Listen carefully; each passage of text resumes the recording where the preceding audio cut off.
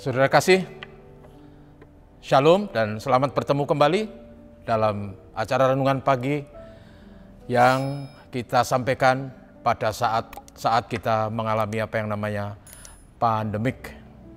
Pada pagi hari ini, saya ingin menyampaikan renungan dengan tema makanan lezat versus makanan sehat. Izinkan saya membaca kisah yang ada di dalam kitab Daniel, pasal 1 ayat 11 sampai 15. Demikian firman Tuhan.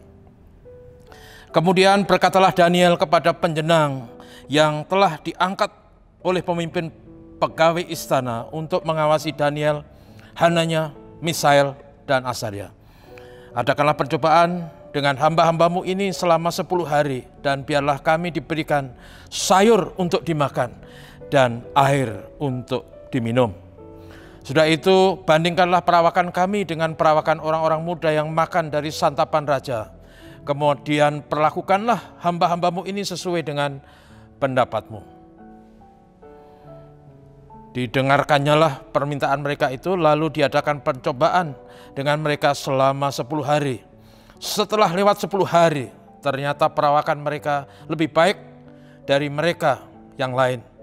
Kelihatan lebih gemuk daripada semua yang orang muda yang lain yang telah makan dari santapan raja. Demikian pembacaan firman Tuhan, saudara yang kasih. Saudara sekalian yang kekasih, kita sekarang hidup di zaman yang amat modern.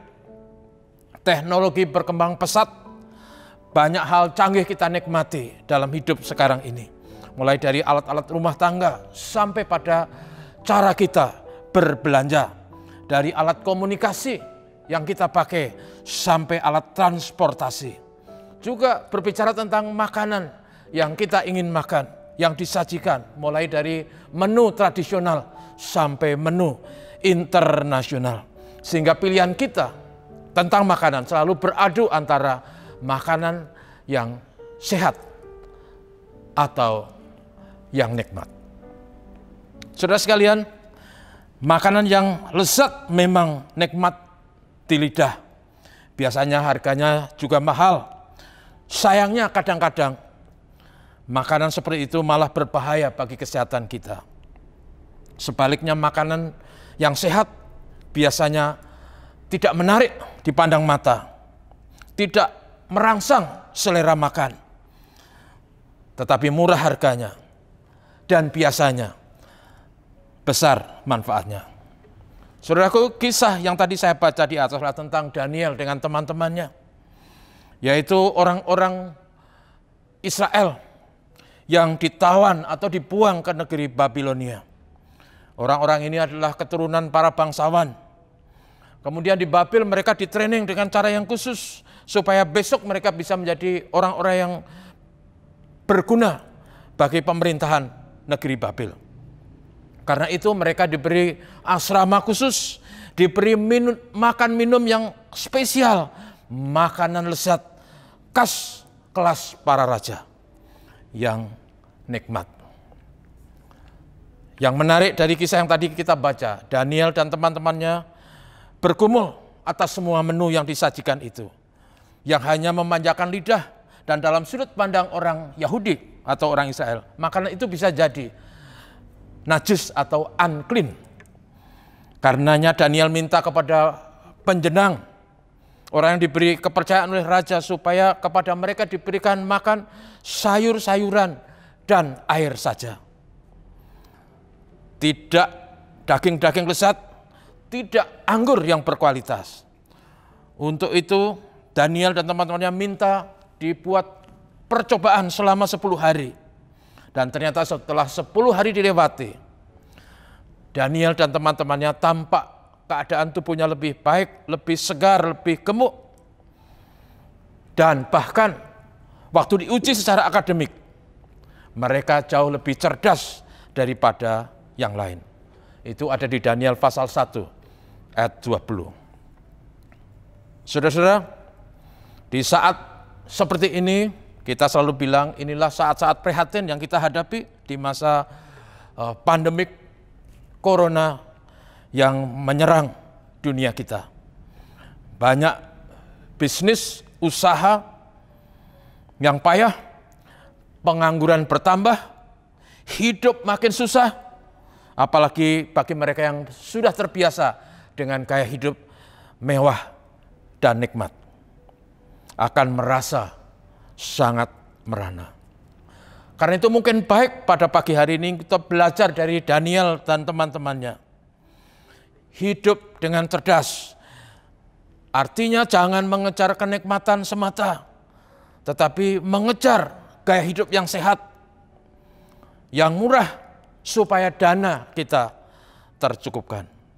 Kata ahli gizi di televisi yang saya tonton, anak-anak kita kalau pagi hari diberi makan daging, justru mereka tidak bisa konsentrasi dan berpikir cerdas karena mencerna daging dalam perut itu menyerap energi, sehingga anak-anak justru sebaliknya mengantuk dan kurang bergairah. Mari kita belajar mengkonsumsi makanan sehat, belajar dari Daniel, berpikir positif, jangan takut anak-anak kita nanti kurang cerdas. Kalau mereka dididik dengan kasih, belajar disiplin, dan takut akan Tuhan, saya ingin katakan bahwa anak-anak kita punya masa depan. Walaupun mereka minim menikmati apa yang namanya kelezatan. Anak-anak yang diajar agar hatinya senang dan bersyukur kepada Tuhan atas apapun yang dinikmati adalah anak-anak yang punya masa depan.